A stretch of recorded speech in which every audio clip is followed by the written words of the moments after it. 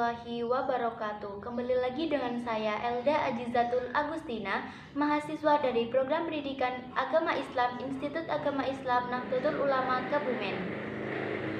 Di sini atau pada video kali ini saya akan mempresentasikan sebuah ulasan jurnal untuk memenuhi tugas mata kuliah Ilmu Pendidikan Islam yang diampu oleh Bapak Agus Salim Hamidi, MPDI. Jurnal yang kali ini akan saya ulas berjudul Pendampingan Orang Tua dalam Pembelajaran Daring yang ditulis oleh Lutfi Hakim. Jurnal ini saya ambil dari Jurnal Pendidikan Islam volume 18 nomor 2 Desember 2020 mulai dari halaman 192 sampai 220. Penelitian ini terlaksana berdasarkan kondisi terbaru yang terjadi adanya pendampingan orang tua dalam pembelajaran daring karena wabah virus corona menjadi faktor utama yang melatar belakangi penelitian pada jurnal ini. Penelitian ini bertujuan untuk mengetahui efektivitas pendampingan orang tua, pelaksanaan pembelajaran dalam jaringan atau daring, dan permasalahan pembelajaran daring. Adapun rumusan masalahnya yaitu sebagai berikut. Pertama, bagaimana pelaksanaan pembelajaran daring? Kedua, bagaimana efektivitas pendampingan orang tua dalam pembelajaran daring anak? Dan yang ketiga yaitu apa saja problem yang dihadapi orang tua dalam mendampingi pembelajaran dalam jaringan anaknya. Berikut merupakan tujuan utama yang berdasarkan rumusan masalah di atas. Yang pertama, untuk mengetahui pelaksanaan pembelajaran daring atau dalam jaringan. 2. Untuk mengetahui efektivitas pendampingan orang tua dalam pembelajaran daring anaknya. Dan yang ketiga, untuk mengetahui problem yang dihadapi orang tua dalam pembelajaran daring. Untuk mencapai tujuan tersebut, maka peneliti menggunakan metode yaitu metode kualitatif dengan teknik pengumpulan data melalui wawancara pembelajaran daring dilaksanakan melalui aplikasi WhatsApp. Guru dituntut mampu mendesain pembelajaran daring yang efektif dengan memanfaatkan perangkat yang tepat dan disampaikan sesuai dengan materi yang diajarkan. Walaupun dengan pembelajaran daring, tetapi justru memberikan kesempatan yang lebih luas dalam mengeksplorasi materi pembelajaran. Di samping itu, guru harus mampu memilih dan membatasi cakupan materinya dan aplikasi apa yang cocok untuk menyampaikan materi dan penyampaian secara daring atau dalam melaksanakan pembelajaran daring. Orang tua juga memiliki tantangan tersendiri. Perlu disadari bahwa ketidaksiapan orang tua dan anak terhadap pembelajaran dalam jaringan juga menjadi suatu masalah. Perpindahan sistem belajar konvensional ke sistem dalam jaringan amat mendadak tanpa persiapan yang begitu matang.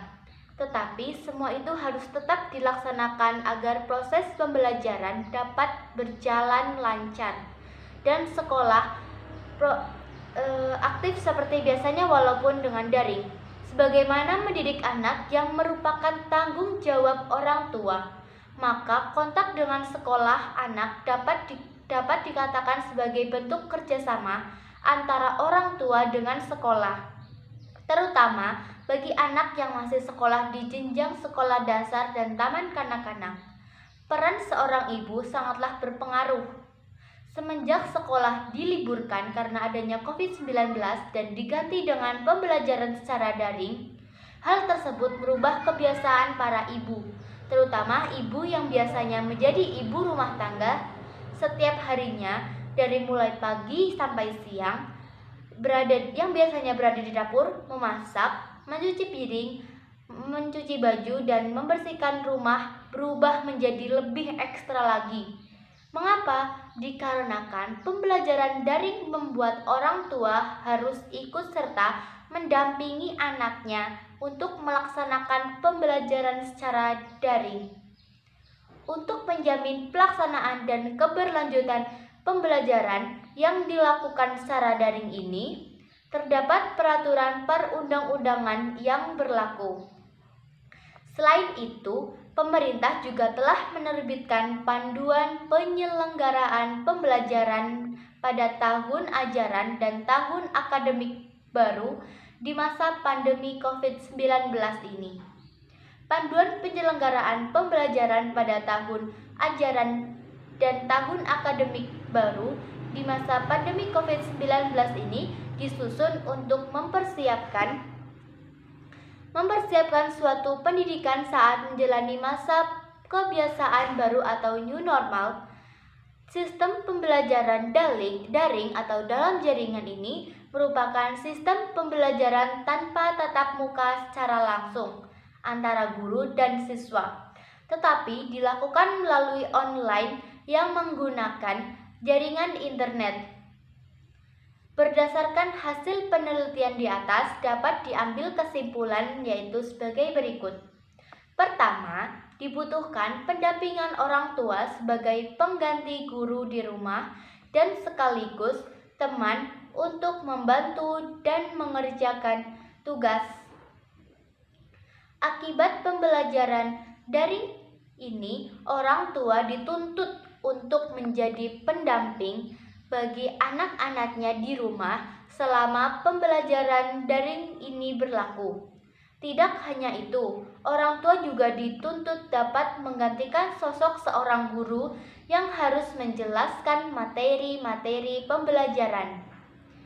Dan juga orang tua dituntut menjadi guru les privat yang membantu anaknya untuk menjawab tugas dan memberikan yang diberikan oleh guru. Yang kedua yaitu pendampingan orang tua sangat efektif dalam pelaksanaan pembelajaran daring. Pendampingan orang tua sangat efektif untuk anak yang bersekolah sekolah dasar sederajat karena di usia mereka masih sangat membutuhkan pendampingan seorang yaitu orang tua tepatnya. Yang ketiga, terdapat ketidakseimbangan antara efektivitas orang tua dalam pembelajaran daring dengan pelaksanaan pembelajaran daring. Orang tua efektif untuk mendampingi anak dalam pembelajaran daring.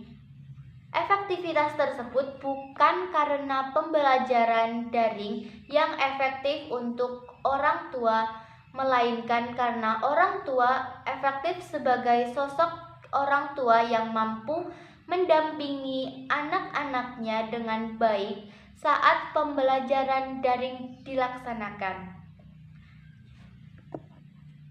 Yang keempat, orang tua sangat efektif untuk mendampingi pembelajaran daring, tetapi pelaksanaan pembelajaran daring kurang efektif untuk orang tua. Efektivitas orang tua dalam segi pendampingannya, sedangkan pembelajaran daring kurang efektif bagi orang tua dalam segi emosionalitas. Meningkatkan emosionalitas orang tua.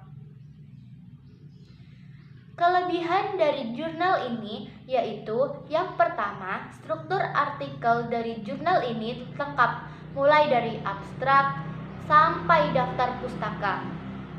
2. Pembahasan disampaikan dengan tertata dan terfokus pada objek bahasan. Yang ketiga, hasil penelitiannya dapat dipercaya dan memang benar-benar fakta.